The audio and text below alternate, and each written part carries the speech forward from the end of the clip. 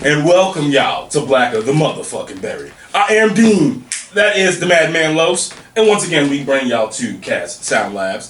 And you know, once again, if we out here, we got something big. Mm-hmm. I think we just might. This is just the Broadway edition, I would have to say. But you know what? You know what's even better about it though? What? It's the Black Broadway edition, y'all. Y'all hear this shit? Listen, you know who we bring to the table for y'all today?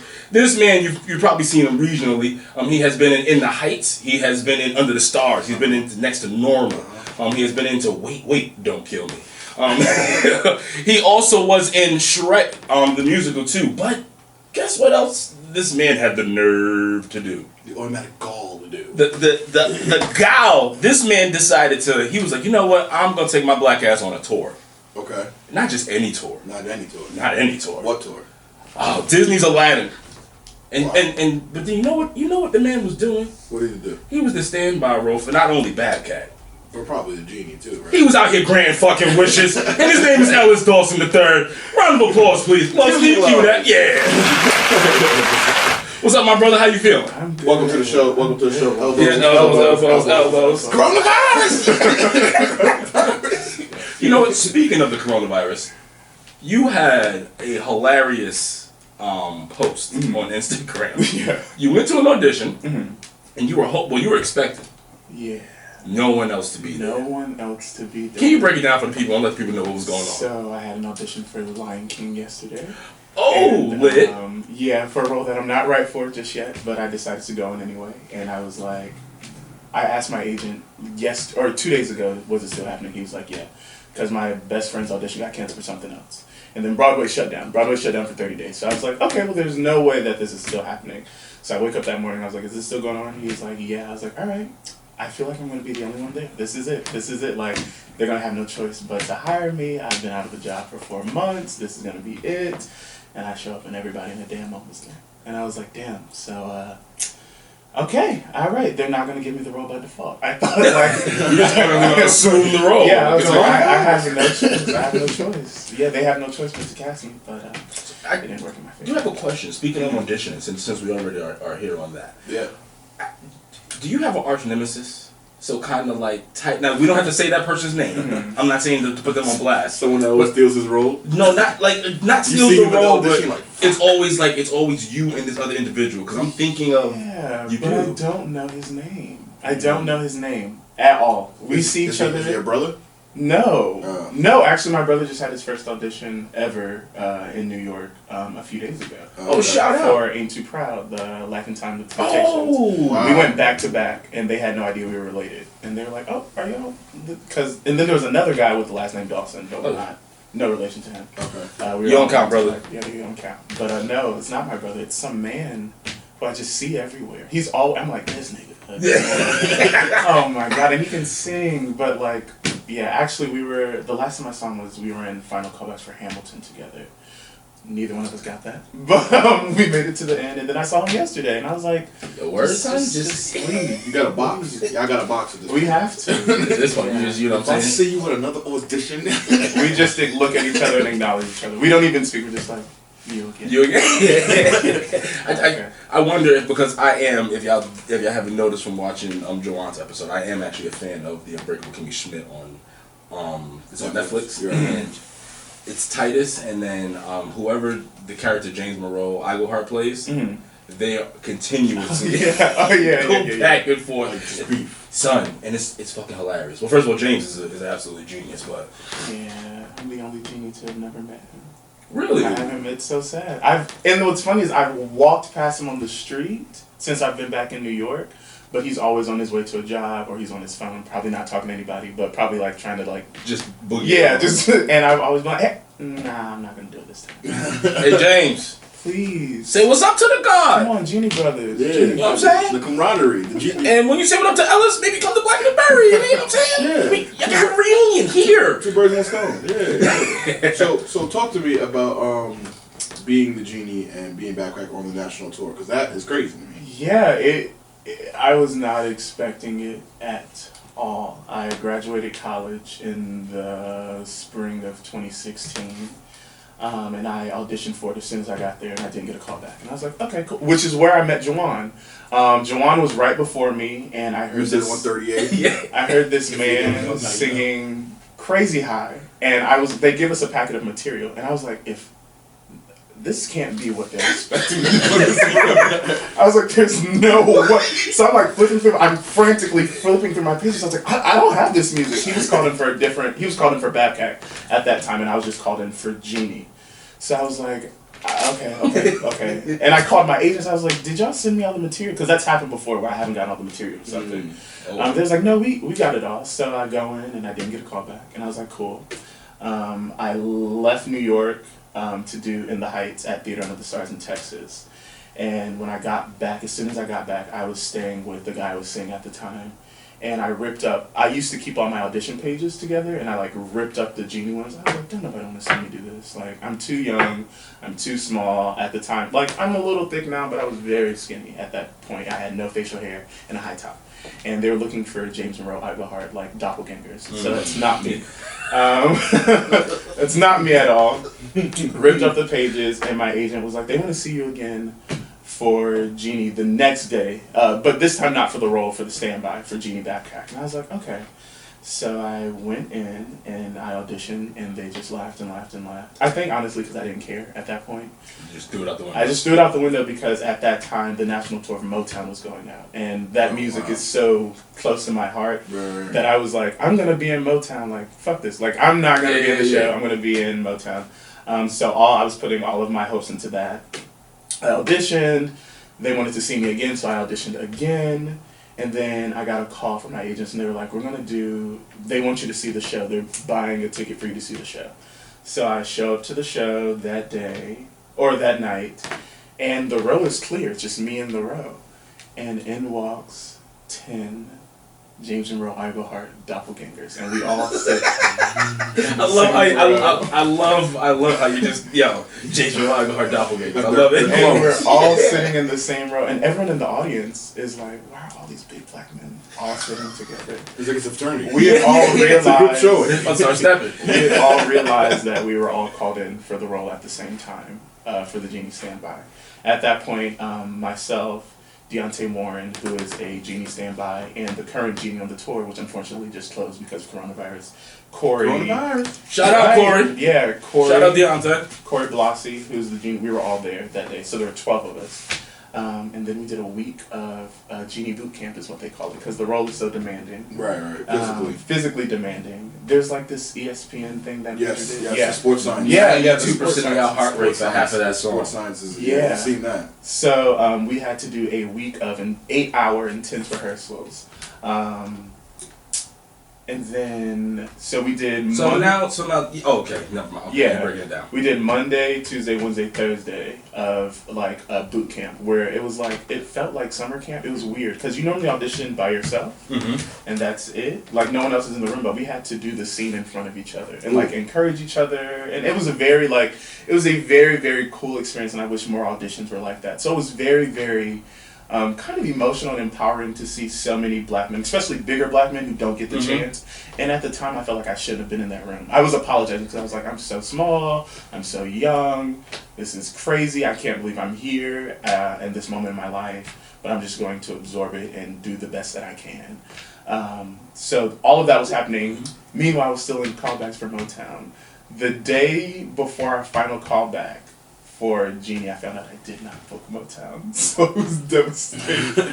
I was so mad. And the most unhappy Genie. Right, the tour was going, the Motown tour was going to be going to my hometown, and my family really doesn't like theater, but like, you say, I'm going to be singing, like, I was going in for, it was like a small feature, it was David Ruffin track, he sang My Girl, that was literally all he did. Hey. And I was like, oh, my mom's going to be so excited if I get this. Of course. Didn't get it. So I went into my final a little salty. and then what's funny is that same day I found out Deontay Warren got Motown. We were both in callbacks for both shows at the same time, and he found out he got Motown. And I was like, oh, that's amazing. That's so cool. It hurts my heart. Yeah. Congratulations at the same time. Okay. So at that point, I think all my inhibitions were gone, and I was just like, I'm just going to do whatever. It was one of the best auditions of my life. They recorded it, and I was walking out of the room that Friday. I'll never forget. Before I walked out of the room, they were like, "Hey, Ellis, would you have a problem with shaving your head?" And at the time, I had a big flat top, and I pride myself in my hair. And I just looked at them, and I was like, I don't know. And they were like, "You're the only person that didn't jump at the opportunity." I was like, okay. So I walked out like, oh, they're not going to give it to me because I'm not done with shaving my head. 2 weeks went by, and my agent called me, and I missed the call. And I kept trying to call him back. He wouldn't pick up. They put me on hold for 10 minutes. So he calls me, and at that point I was auditioning for a lot of things and not getting it. And he was like, "Hey, how are you?" I was like, "I'm fine."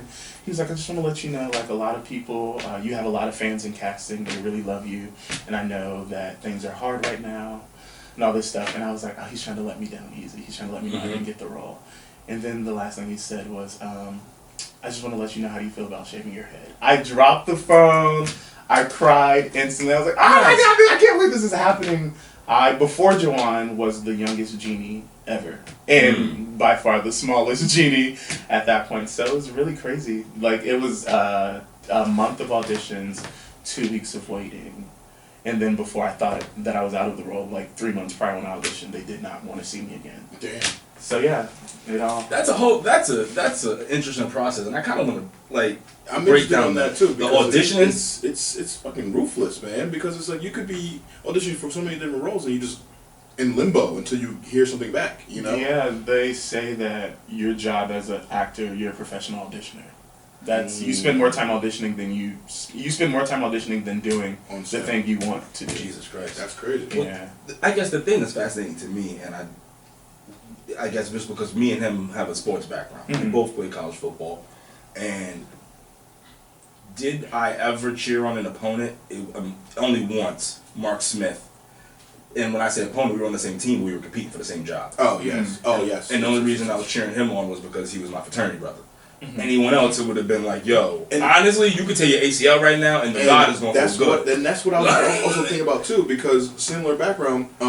Like if there's a whole group of guys, like yes, it's great to see black men and uplift them, and it's like, okay, yeah, I'm rooting for everybody here, but I want this role. Yeah. Like, So it's like the only way I know to get that spot is to cross them out like Kill Bill list. You know what I mean? yeah, So everybody like, got to go. you know It's like, what I mean? all right, so what is he good at? I got to get better at it. What is he good at? He's got to kill him there. But it's crazy because that dynamic is so crazy because it's like we are naturally pinned against our people that look like us already Right. through society and conditioning. You know what I mean? So then it's like we already have these natural thoughts, but then it's like, nah, I want to see you do well. Right. I really want to see you do well, but it's not here. I'll debate you on that. Don't get me wrong. Yes, obviously society we do have a crab in the barrel mentality. I mean, we are forced to fight against each other. You are correct on that. But in his position, when he's fighting for money, for his livelihood, in a professional setting, it's like I think it speaks to each one of y'all who are genies. The character that they actually besides y'all tangible talents, that y'all actual character worth that they were looking for, because they probably would never cast either one of us, even if we could sing, dance, and do everything that y'all could do, because we're assholes. Yeah. At the end of the day, like, we're lovable assholes, but at the end of the motherfuckers will be like, we can't with these two. And to your point too, is like if they had told me, like if I was auditioning for Motown, which I really wanted, I was going to be in my hometown, and I didn't get that. I'm flipping the whole shit when I go into Aladdin. Fuck y'all! Yeah, my Genie audition would be terrible because I'm so out of it. I'm just like, I would be like you, kind of like careless, kind of just like, just whatever. I don't care about it. But then, like you said, that you use that fuel, to motivate you. I would be like, I would just be carefree. Like. Yeah, but it's a part of it's just a part of the trade. If you decide that this is what you're going to do, you know you're going to hear no a lot more than you're going to hear yes. Actually, earlier this week, I had one of the most devastating no's, which I don't want to talk about. Okay. But one of the most devastating no's that I'm still mourning. So I was in finals for Hamilton twice. Once right before I went on tour, and once after I got off tour. Now, which tour are you talking about? Because he was on tour twice. You were on for Moby? No, so Moby Dick was a sit-down in Boston that I did. Oh, okay, It was okay. in Boston, and it has hopes to come to New York, and hopefully I'm tied with it. Yo, y'all better time with it. I hope Flipping so. tables. Yeah, I hope so. We'll see. But no, we won't do that if it's going to cost us something. I'm just joking. But at Don't the touch the remote. same point, if not, that's just a part of it. It's like this business. It's ruthless. It's not for the faint of heart. But I was in for finals for Hamilton, which is another show that I really want to be in. I was for Standby, Aaron Burr, George Washington, King George, and Hercules Mulligan. And I did 3 rounds of callbacks with a 45-minute work session with the associate director and music director, where it was just me and them in a room, kind of like a rehearsal. And they told my agents, like, we love him, but it's just not his time. And the thing is like, I truly believe what's meant for you is what's meant for you. And at a certain point, you have to realize that it's not based off of your talent.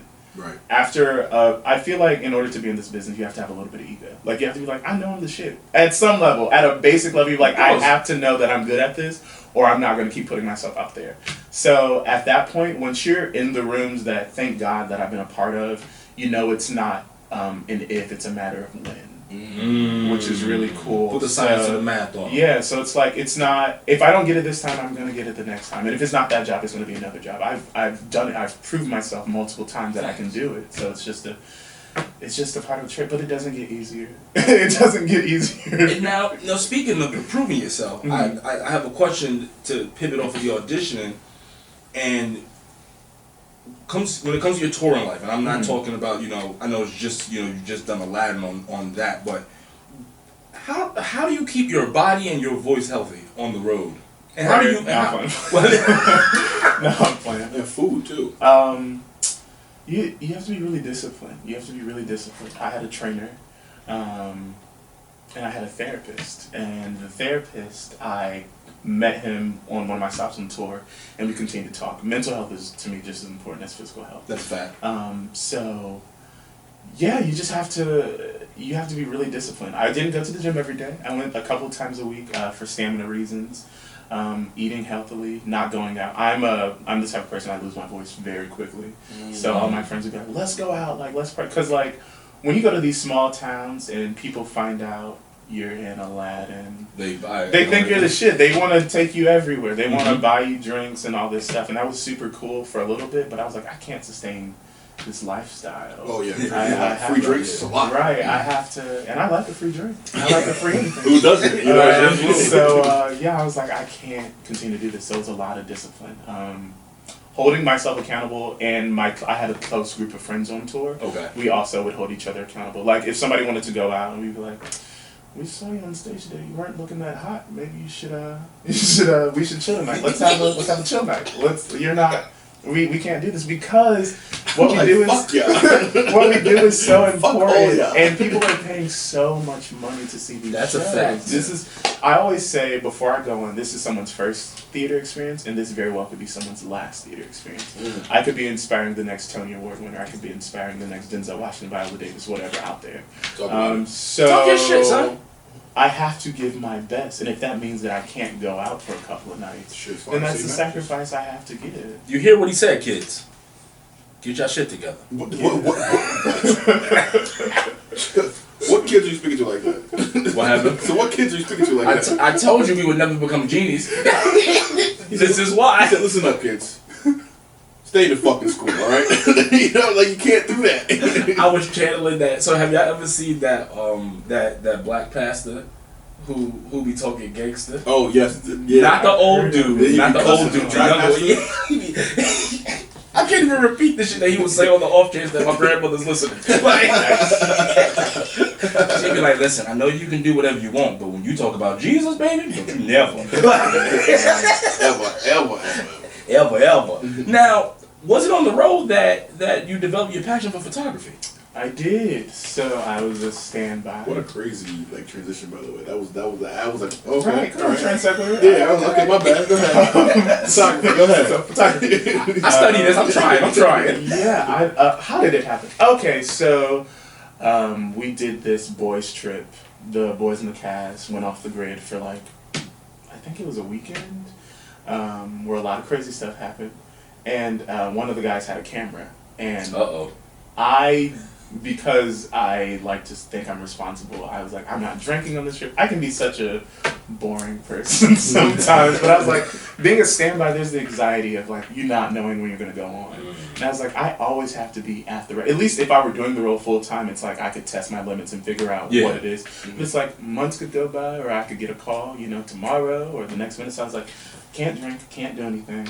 And one of the guys had this camera, and he was like, why don't you just document the trip? You know, just document it. And I was taking pictures, and light was hitting people in ways that, like, made sense to me. And I figured I saw the world in pictures. And I was like, because I was making the money at the time, I was like, as soon as I get back to Chicago, I'm going to get the most expensive camera I can. Okay. And I got it, knew nothing about it. And What'd you get? I got a Nikon D850 or something like that. I'm now Canon. I've gone through every camera, just because I'm impulsive. Sony's? I had a Sony A7 R2. Okay. I'm impulsive. I just buy everything, and now I have a Canon 60 Mark II. But I sold the rest of the cameras. But so I got that camera, and I am the type of person where I become obsessive over the things that I love. So I just started just taking pictures of everything, and I thought I wanted to do landscape photography, but one day I was outside and one of my friends, the you know, in Chicago, just like Manhattan, the buildings are so high, and the light was like shining through and it was hitting him, and then I took a picture and he was like, this might be my next headshot. I was like, what, really? And from there I started taking headshots and doing stuff like that, but over the past like 6 months, I've realized that it's another device of change and storytelling for me. So it's become more serious in the type of art I want to create. At first it was like, I'm just taking fun pictures, but now I feel like there's a void for positive images of black men specifically. Absolutely. So I say that the photography I want to do is where fashion meets socio-political meets blackness, where all that meets is the photography that I want to create. And your Instagram shows that completely clear. If you need anybody, any models or anything. All right. He actually puts on his page like you know, models, like he asks all kind of body types and stuff like that. Yeah, I'm all inclusive. I don't, and that's another thing. Is like there definitely are pictures, beautiful pictures of black men, but it's very monolithic. Like they all look alike. Like they all have six packs and they all have like chiseled faces and all this stuff. And that's cool. That's great. But that's not who I am. And I want to reflect myself. Absolutely. And the world isn't like that. That's not the world. It's so unrealistic. And that's how like get you far in life. Right. There's so many different facets of blackness, and not just body type, but the way we are and stuff like that. So I want to create a very diverse background of photography. So I have a question for you. So we talked about you being on Broadway and then you being on photography. What do you think excites you the most about being a talent in front of the camera and a talent behind the camera? Cliche, the storytelling. Storytelling is the most exciting thing to me. Being able to touch somebody through an image or through words, through a lyric, through a dance move, through me emoting. I think that's the most exciting thing, is telling all these different stories. Like, not only do I do photography and I act, I also do spoken word. I won, there's this thing called Button Poetry. I came in second place on a whim, which was bizarre. Oh, you do? Oh, I'm sorry, I didn't do my research. No one knows that. No, nobody. You want to put some? Oh, I'm sorry. You not trying to put something out right now? No. I'm good. Nobody really knows that. It just kind of happened. You can't just mention it and not do it though. I really don't even have it. I like one on. That's it on your phone. Come on. So I did that. You at least gotta do a monologue or sing something. And now you got me intrigued. Now I want to see a bit of the talent now. So I did that. I'm also currently developing a web series with my writing partner right now. I just want to continue to tell stories in many facets as I can. It started as just singing. I just grew up singing gospel music. And I'm very shy. I'm painfully shy. Sometimes. The irony in that. Right, my mom hates it. She's like, this don't make no damn sense. She's like, how can you get in front of so many people and sing, but you can't talk? Like, I was so nervous about coming here today. I texted my mom, I was like, I can't believe I'm about to do this. And she was like, you get in front of thousands and perform. What's the problem with talking? Which I'm very calm now. Because but we're not. yeah, no, it does. Even if you were, it's Oh, totally okay. fine. Oh, okay. He's a professional. I mean, Yeah, no, something just kind of clicks. But it started with singing. I realized that when I sang, people would shut up. People would shut up and have no choice but to listen. Can you do it? Because Dean fucking talks way too much. So if you could bust some notes, Dean's motherfucker quiet, that'd be much appreciated. But you know what? Actually, I do have a question. And hold on, before I get to the question, you can eat that. But two, it's all in love. It's all in love. But Sorry, coronavirus.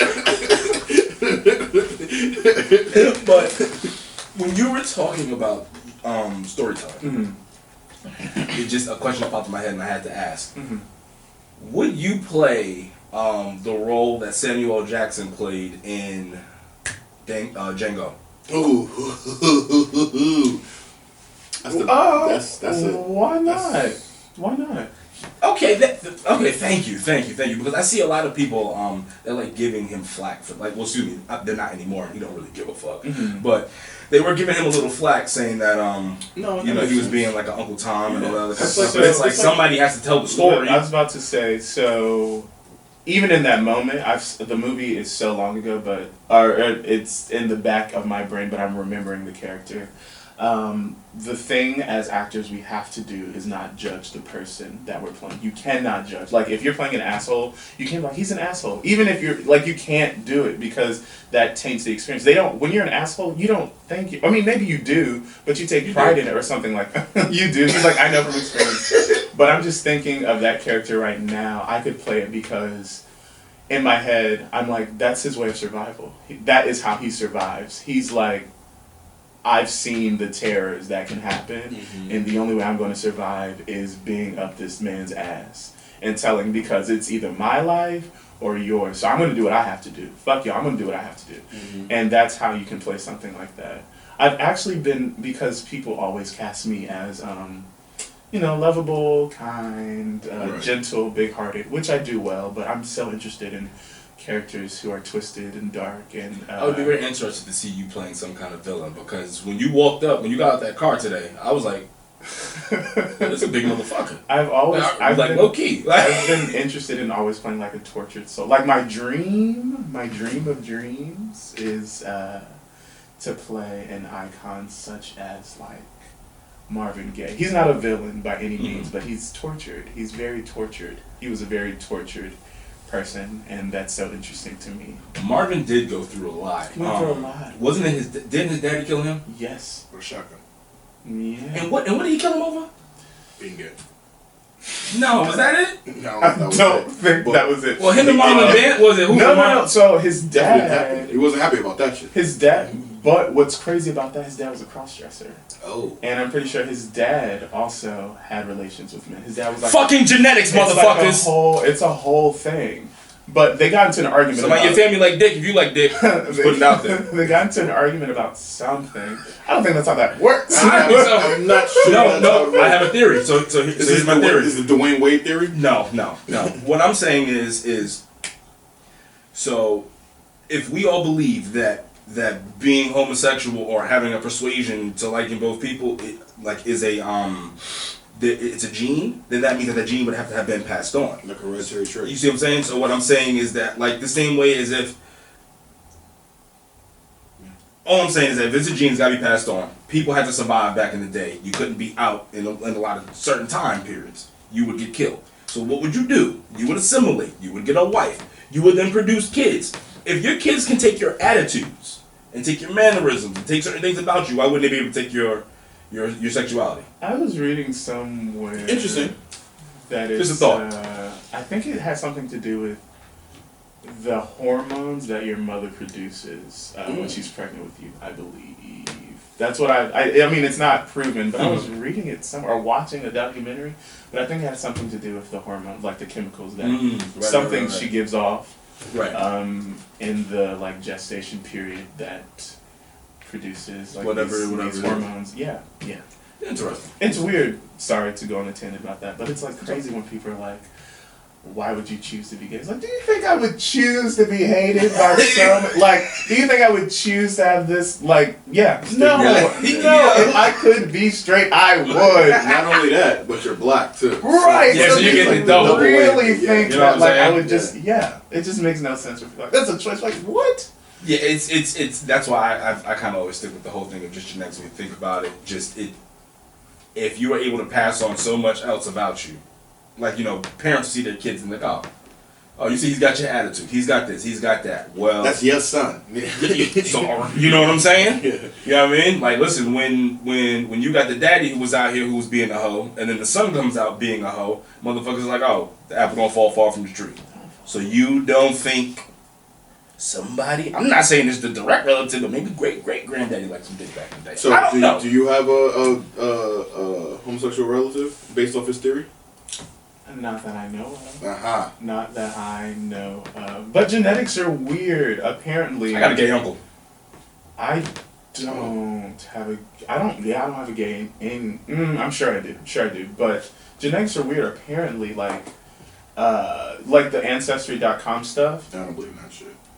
Okay. Well, First of all, they're gonna clone all of you motherfuckers. I've never done it. Okay, smart. But the way genetics work is like there could be a trait that's like dormant in your mom that your mom does not have. Mhm. That's from like a whole bunch of generations ago that you could have. So like your mom might not have like hazel eyes, but like somebody down like a slave master or something Mhm. had hazel eyes, and then it gets passed down. You could have hazel eyes. So genetics are weird. So you don't know. Maybe far down the line I have. I mean, it's plausible. Yeah. Definitely. Yeah. That's just my theory, but then, you know, once again, you know, what are we at Blackberry? Just, you know, we just happen to be the black version of The Simpsons. We have been predicting shit left and right. Have we not, son? Don't front, God. Stop fronting. Yeah, we low key the Black Simpsons, the God. motherfucker on The Simpsons is dead as a time traveler. I'm not arguing It's that, wild. but I'm just saying We predict the future. We predict things that we see the way things happened and the trends, and we predict it before it's actually publicly announced and then portrayed. That tells me that I'm a fucking mind reader. Now, listen. What you want to do, though? Whatever you want to be, dog. But, so, since you have been yelling about Corona, Coronavirus. we have to talk about it because we have a Broadway star here. What's up, Broadway Black? What's going on, God? What's going on? Everything's shut down for 30 days. Do you? Okay, so I follow Broadway Black. Mm-hmm. And- Touche. Shout out to Drew. Shout out, player. Yo, there's some good shit you be having going on. And up, then Drew? it was that sister from the Mormons, from Book of Mormons. Kim. Yo, honey, I don't even know what to do. Apparently, you gotta go watch Book of Mormons to get the reference. No, you don't. You gotta go to her page. Okay. She's She wild. was just She's wilding out on it. But you know what, though? It was like, one, I understand the public safety aspect of it. Oh, of course. But then we ain't shit because we recording this, so who am I to talk? Yeah, but it's Shit a small group. Right. They said over 50 people or 20 people. True, that's a fact. Yeah, That's a fact. yeah. But Coronavirus. they don't get checks during this period, right? Like, what's going on? What are they really checking Because for? I'm like, No, I'm talking about checks. Like, they don't get paid because they get paid per performance. yeah, I know they're trying to give some like relief. I don't know because I'm so removed from being in something at the moment that I don't know exactly what's going on. Right. One of my friends who's in Tina said they'll at least get 2 weeks worth of pay, but I'm not really sure. Honestly, I saw this post on Instagram or Facebook that was like, there are shows that have been open for so long that have recouped and have millions upon millions upon millions. Like Lion King, which has been open for 25 years. Phantom of the Opera has been open for God knows how long. Oh, this is 88, literally. Right. So they have the money. Hamilton, Book of Mormon, all these shows have recouped. Someone was saying if the producers and investors like put like $2 million each, which is nothing to them, into a fund, they like actors would be fine. But I don't know if they're trying to do that because producers ain't shit. So explain to me that what is the pay scale usually, if you can? Let's say for like an active role, maybe like a standby role or some. What's the Just an dividends average. like? Just an The average. average, some people out here be making money. But the average, I think minimum is like Per show. Actually, I don't know what it is per show. I just know weekly. Okay. Like weekly ensemble base is somewhere around like 2,500, which sounds like a lot, but after taxes and stuff, it's not a lot. I promise you. It's not. Yeah, I'm gonna say that's. I would actually think that they would be getting a little bit more cheddar. No, Broadway is hard. People are killing themselves and not getting their just due. They're not getting paid what they deserve. People are literally injuring themselves every day. That's why that sister. So when we had Joanne on, that sister, I forgot her name now. I had it the last one, but she had wrote an article. She was actually in Hamilton. She was in the ensemble, and she was saying how Broadway needs to rework their pay scale. Oh yeah, at one and then certain contracts, depending on like the agreement they come on, some people are making like $1,800 a week before taxes, and if they have an agent, they have to pay their agent 10% Each week. Each week, you have to pay your agent 10% each week. Yeah, but you're making $1,800 a week though. So yes, but then you have to remember that that's before taxes, and then they have to pay for their upkeep. Yeah, and you're not giving your agents after tax 10%. You're giving them before tax. So 1,800. Let's say you go home with like 1,200, 1,100. You're paying them 180. You're not giving them 110. You're giving them 10% of that gross pay, which is crazy to me. It doesn't make sense. Okay, so Broadway, then what would broke? So then what would it stand by, and then a principal on average or minimum? Because you don't get paid for shows you don't perform in, right? No, so standbys are weird. It's like per diem. No, you get paid every week. You get a principal salary. So I get paid I got the lowest principal pay because I was covering 2 principal roles. Mm-hmm. If I go on, I make more money. I get 1/8 of the person's paycheck who I'm going on for every time I go on. However, my agents were very cool and negotiated a little bit more because of how much the Genie does. I got a little bit more every time I went on for the Genie. For Babkak, I got 1/8 of the guy playing Babkak. Whatever he made, I made 1/8 of that on top of what I made. Right. A principal. Yeah, that gets you out. So then that's kind of fucked up because it's like, well, I mean, fucked up in the sense that you can now get in somebody's pockets.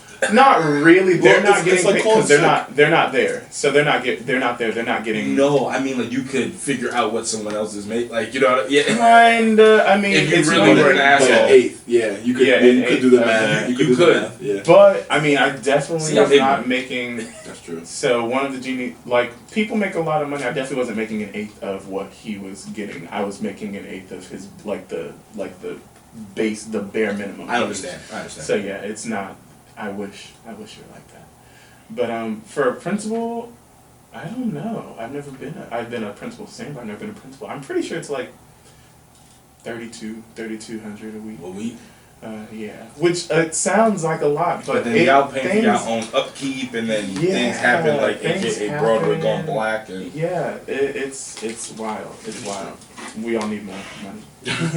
Go ahead, preach. So now protest. But I'm just fascinated by this now because y'all are all in the union. So, so wouldn't the union kind of have been like? Don't y'all have like an unemployment in there while y'all are auditioning that y'all can get? So wouldn't there be something worked in here? Because something like this similar happened with 9/11. They were closed for like a few days. Some places were closed for longer. Yeah, it's scary to say off of that real quick. Like I think the scariest thing is apparently in 2001 when that happened.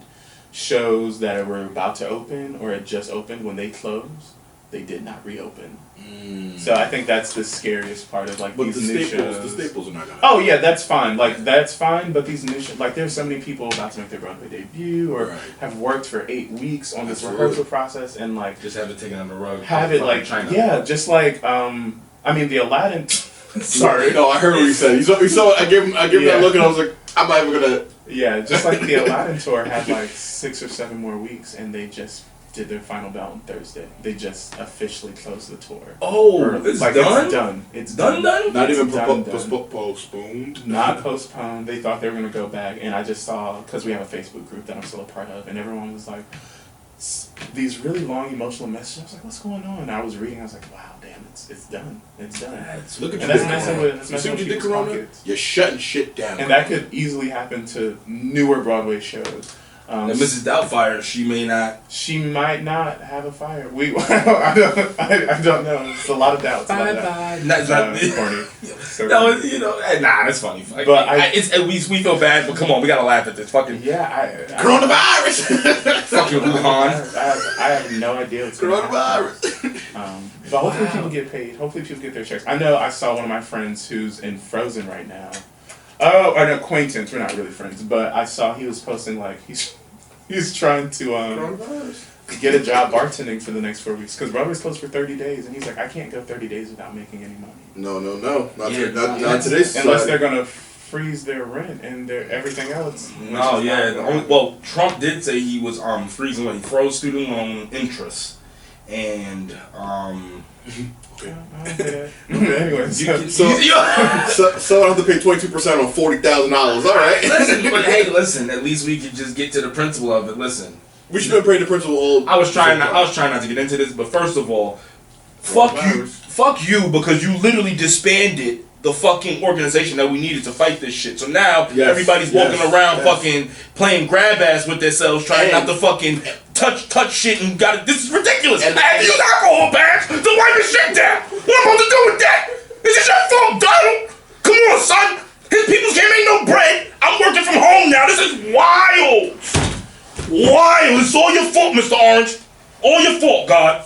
Can't take it, B. What I was gonna Come on, son. Fucking cocksucker. Is before that, he blamed, he did the whole, he disbanded the foreign, epidemic program, whatever that Obama had in place. But then he's gonna say blame Obama, and he's gonna blame Obama. I was like, wait, what?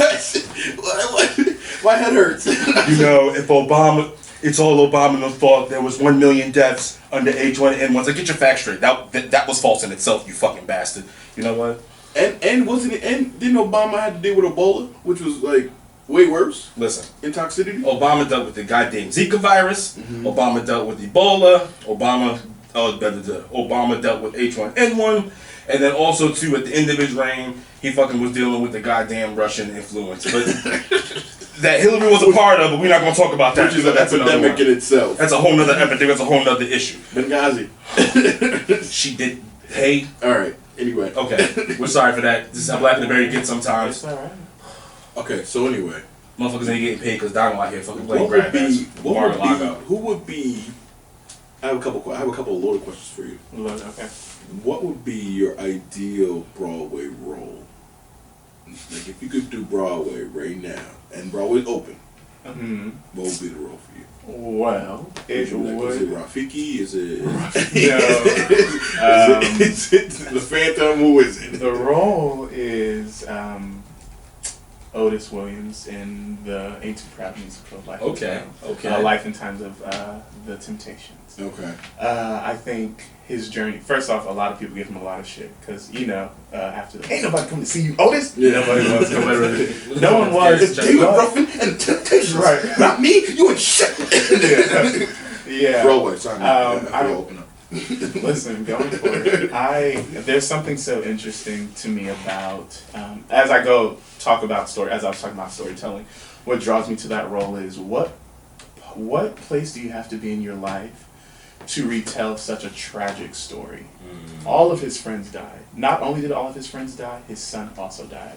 So what strength do you have to get to a place where you're like, let me tell y'all the tale of these 5 Southern boys who took over the world and how fame and drugs and money and sex corrupted us.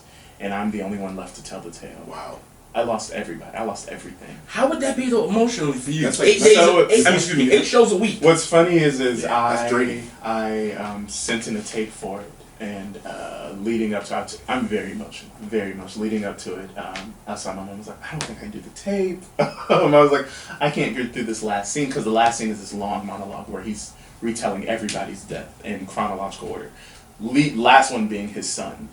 And it's crazy. In the script, he can't even finish the lines. He's like, Lamont, and then he can't go on. What's crazy about that, sorry to backtrack, I went to go see the show at the Kennedy Center while I was there. One of my friends was in it. She was, now she's in a different show, but she was playing Tammy Terrell in that show, and one of the Supremes. And Otis Williams was in the audience that night.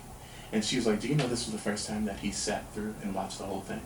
He, at this point, he's in his 70s or 80s, I don't know, but he hasn't been able to watch it because of how painful it is. Even now, it's so fresh for him. That was the first time that he watched the whole thing. Apparently, during the rehearsal process, he would watch Act 1, and Act 2 is when everything goes down. And he was like, I can't do it. He has not watched the movie. He's never watched the movie. Oh, the movie's bad. Yeah, I can imagine. Yeah, no. So he's never watched the movie. But no, I was preparing, and I remember, and it's a water and like a little drop of water in his ocean. But even going through it, I sobbed, and I was like, I can't imagine like losing everybody and you being the only person to tell this story. Yeah, and like people, I mean, I'm sure he doesn't give a fuck about people's opinion, but you know, people don't respect him because they're like, you're the reason, blah blah blah. You kicked people out of the group and stuff like that. But it's also like, we don't know. He didn't kick people out of the group, but he made really tough decisions for the group. He was the glue that held the group together. Absolutely. But I'm so interested in like, where does someone have to be in their life to be like, I can do this. I can muster up the courage to tell this story. To me, is one of the most interesting roles on Broadway, and also to just see 5 fine black men on stage singing and dancing, it's incredible. Every time I see the show, I actually saw the show a couple of weeks ago with my brother, and I cried. I cry every time. But that, I would love to be Otis Williams. I would also love to be in Hamilton. Cast me. It's only a matter of time. I would love to be in that. I also am really interested in being Aaron Burr in that, which he is the villain in that story. But Hamilton's a little convoluted because like you're telling these stories of these white men who don't care about us. Like we're all black people, so it's definitely like it's still we're not gonna listen. Well, right. Let's not put something Hamilton folks. Disbelief. Yeah. We're not gonna do that. Yeah, I was gonna say something, but I was like, no, it's definitely a problematic. It's a problematic show, but it's also an interesting character. I think one of the lines that touches me the most and why I want to do it, he says something where he's like, now I'm the villain in your history. I was too young and blind to see. I should have known that the world was wide enough for both Hamilton and me. So it's like, I'm also interested in like the derailing of this person who thought he had it all together. Like what drives someone to kill? And what is the straw that burst the camel's back is something that I was very interested in. Like what made him lose himself that much to be like, it's me or you. Where do you go in your preparation then for something like, so how do you, as an actor, this is something that fascinates me that y'all can you gotta lock in. They lock in, but then y'all can get, like how is it that, like, for instance, when Viola Davis was doing Fences on Broadway. Absolutely beautiful. How is it that the queen, the god, the wonderful mother, like, I don't even know, like, Viola, you're just everything, and my favorite actress. She was crying every single night with the same where the fuck? Well, I saw the movie and I was like, damn, Viola. She don't got no. She can't have nothing to make her cry. It's live. She did it like 14 times, 14 different takes, and she was there every take. So there's this interview. I think she's on Jimmy Fallon. And she's like, how can you do that? And her answer was, which is not my answer. She was like, I went to Juilliard. I can personalize anything. So the training, but I think it's just. But that's kind of she. That's loaded. She's lived a hard, rough life. Like she talks about it, how like she would go to school hungry and like there'd be rats eating her groceries and all this stuff. And so you pull from that. You pull from your life. There's a lot of different techniques. For me, the older I could not do it. A couple of years ago, I couldn't go to places that I was like, I want to go there. I want to so desperately go to those places. But now I can. I think it comes with age. I think life experience is a big one. Life experience, pulling from things, but not pulling from things that like are detrimental to your health. So, for instance, I had a close friend pass away, and I was doing a show where I was dealing with like a close family member passed away, and people were using his memory. But that's unhealthy. Don't do that because that can put you down a rabbit hole. But you definitely just have to dive deep. I believe that we as human beings all innately have everything you ever need to play any character. It's all in us somewhere. It's just the pulling out or like subtracting different things. It sounds so analytical. No, but and like I feel like I'm an actor, but That's Nah, not what you I'm trying to are. Let do. 'em know. But that's the difference between just being, doing little skits and doing little short movies and being on Broadway. And if you want to be good, this to be good, and you want to be elite, this is what you got to do. You have to go to some dark places. You have to face a lot of ugly truths in yourself. I think therapy also helps. But yeah, it's just digging really, really deep into your life experience. I feel like the best way to be a better actor is to continue to live life to the fullest and try to experience as much as possible. And also, like, the average person, when something bad happens, they shut down. As actors, we have to. Short memory. We have to go into it. We have to embrace the pain. We have to embrace the heartache, embrace the joy, embrace all of it fully in order to recall what that's like. We wear our hearts on our sleeves all the time. I commend so many actors for going there. It's so hard. It's very difficult. Something that I'm not a master of yet at all. I definitely want to become a master at it. So how do you how do you practice that shit? So do you just do you go in the practice? mirror and you just get after it? No, I don't go. And I'm not trying to be funny. I'm just really. No, when I was younger, apparently Lakeith Stanfield is that his name? He cries in the mirror. he said that somewhere. The guy from Get Out, the Get Out. Oh yeah. Him and from Atlanta. Yeah. Very strange. He didn't go to school for acting. He just kind of figured it out. He's phenomenal. Yeah, he's a savage. He is. I write a lot. And remember, like, if something crazy happens, I write it down in grave memory, in grave detail. I mean, to remember it. A meditation class. I try and stay in class, and just being open. I know it's. I don't know. Developing a character. It's a lot of research. So more so, it would be if I had a character, what would I be doing? But like, I feel like just to be a better actor, I'm just trying to live life. I just try to live a full life and like embrace all of it, which is difficult to do because sometimes it's easy to be like, I don't want to deal with that, but I try and like deal with it all and be like, I need this for my art. I gotta make some money off of this shit. So I got a question for you, more of like a request. So we're winding down here, like a berry, and we learned a lot about you, Ellis, as a talent, and people could go see your talent anywhere, but here we want to give them a little glimpse of something. You gotta hit them off with something. We don't gotta be the bars. It don't gotta be you singing. We gotta give people something, just to let them know, like, listen, you could go see him on all these different shows and all his short films, or have him do your headshots or any modeling shots. Yeah. You did Jawan's. I did, yeah. All of his album concept stuff we're working on together. And I like it. Very professionally done. Kudos to you. I didn't even know that. But I did my research. Can you give the people something? Look at them. Look at them. All of America, UK, Australia, they're looking at you right now, Ellis. You gotta give them something. Something like what? Like what? I could sing my favorite little part. There you go. I'm with that too. Los, can you can sing too, Los. My favorite part of what is it? Friend Like Me. So there's this one section. Oh, you don't have to do. No. There's this one section of Friend Like Me that I sing every time I can, because when I first got cast, I stuck to the script, and he was like, just do that. And then one day I went on, and my music director was like, so that was boring. He was like, just that part. He was like, I want you to just have fun. Like, he was like, you grew up in church. Like, give us some church. And I was like, oh, so you want me to go off? So I did. I got to change the whole melody. Which floor is yours. But Shit, why I say I had that? a couple of libations last night. Oh Lord. I'm gonna make sure it's not in a key that's too high. Also, this part was super dope because like all the guys were around and they're like doing this like bop step. Oh, so is this dope. so to give the people the visual? Is this after y'all do the shuffle down with the have some column A, have some column B, y'all do that whole thing and then wah. It's after. It's after the girls do the girl, the bass drop, yes. and the guys are in a circle, and he's like, so don't you sit there. So he does that.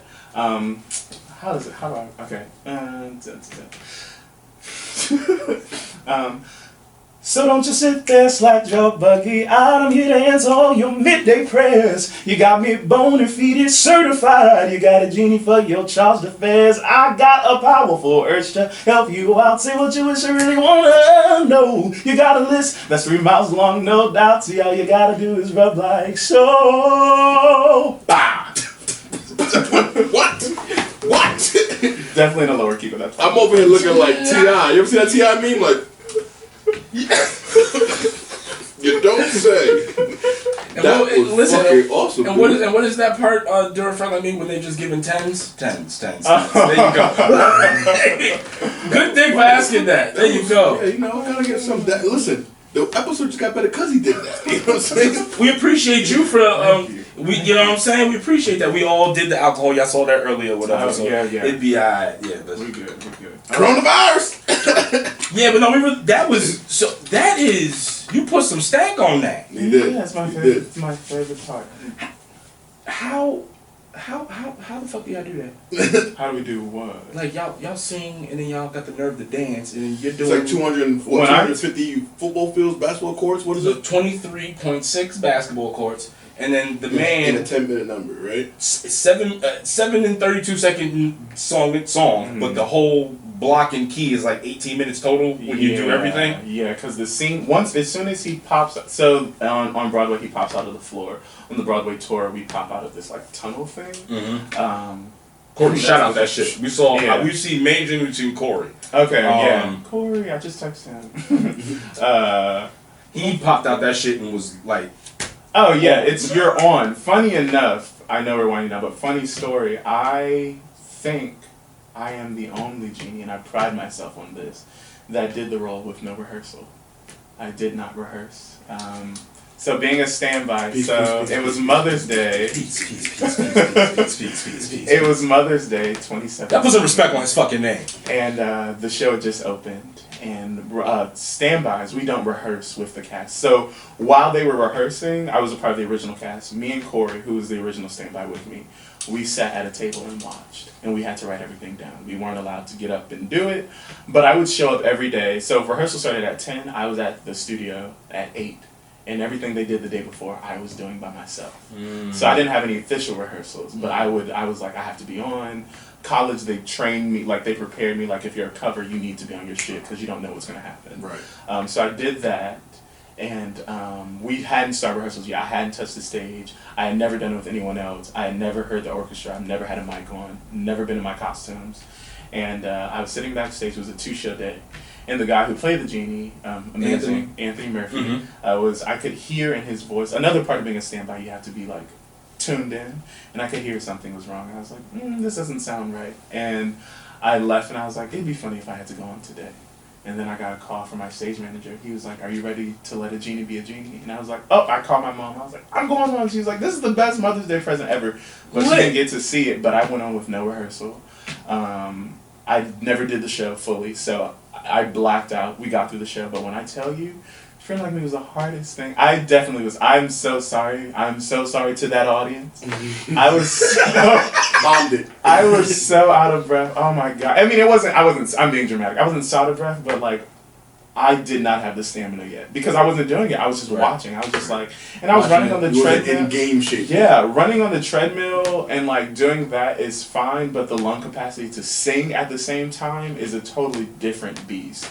And I learned that it's really about pacing yourself. Like the thing about that show and that role is you have to look like you're giving 150% the whole time. But you might not really be giving 150%. You might be giving like 80 or like 75, and then you go up to 150, and then you have to go back. It ebbs and flows. You cannot give 200% that whole number and expect to get. You're not going to make it. You have to, and it gets boring. It's like you don't want to see somebody on 10 for 18 minutes. That's just too much. It's too much. Well, baby, I had no idea Major was not doing whatever the fuck he wasn't doing, because, god damn it, I had no, in my mind, I was like, this motherfucker, and then when I saw James do it online, I was just like, how the fuck that was the one who kind of got me into this whole goddamn journey. I was like, how the fuck is this man, who's 6'1", about 270, Cutting the rug.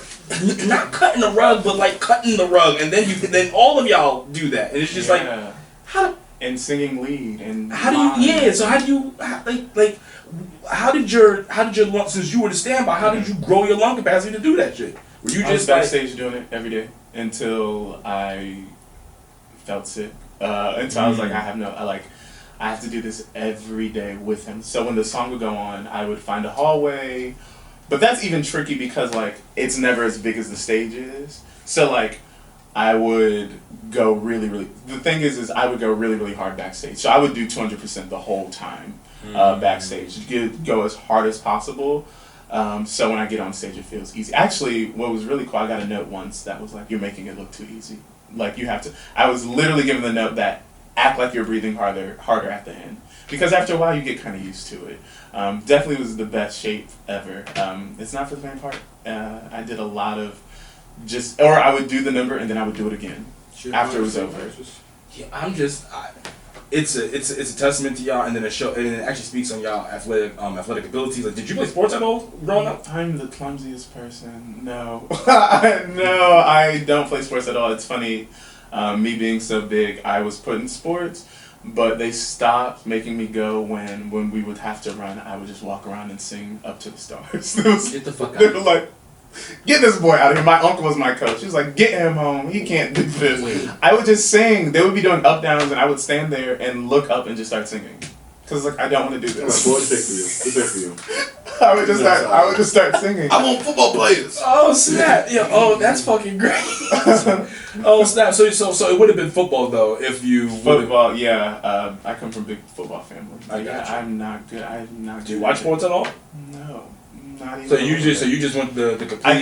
I think I'm the kind of person, if you want me to do one thing, I'm going to do the exact opposite. So my parents really wanted me in sports, and I was like, no. Sports, you said? You said sports? Oh, you said sports? Oh, okay, Let me do the exact opposite. So then obviously you can sing, you've learned, you went to school for acting, and now you obviously, you're doing photography with your business. Could you let the people know where they can go if they wanted to inquire on, your services? Yeah, I have a website, ellisdawsonphotos.com. I have 2 Instagrams, eDawson1, which is my personal photography account. My professional photography account is Ellis Dawson Photos, both on Instagram. I think that's it. I don't have Twitter. You're missing out. For sure. Yeah. My friend says that my writing partner, literally, he's like, "You have to get it," and he was explaining to me how it works. So I don't even know how it works. It's like after Facebook. Yeah, I'm rarely on Facebook, but those are the 2 places you can find me. Twitter, definitely, like that rant I had earlier about Donald, I go on these huge political rants. I'm gonna get one eventually. You should definitely come join. It's always fun when you can just complete on Instagram you can do it too, but on Twitter it's like, oh, I know when I tag this motherfucker that you saw that shit. And if you didn't see it, everybody else in this thread is gonna see that shit, and you're gonna eventually get to that shit. I went off on the Congressional Black Caucus, but we're not gonna talk about that. No. Not today. You know they ain't shit though. Alright, well. Okay? Yeah. I am Dean. That is the Bad Man Los. We had a very special guest who dropped some literal bars on you motherfuckers. Ellis Dawson III. This is Black and the Berry. We appreciate you, brother. Thank you. No problem. And we are out. Peace, love, and chicken, everybody. Yeah. Thank you, man. No problem. That was great. Did not expect that. The front like me, but oh right. I appreciate that. That was fun. That's gonna sound And you fire. said you were nervous. You know what I'm saying? That's Like literally. I could tell because that's it on the audio. It sounded very clear. You weren't like too close, too far. So I was like, this is gonna sound. He's a professional. It's gonna sound good. Thank you.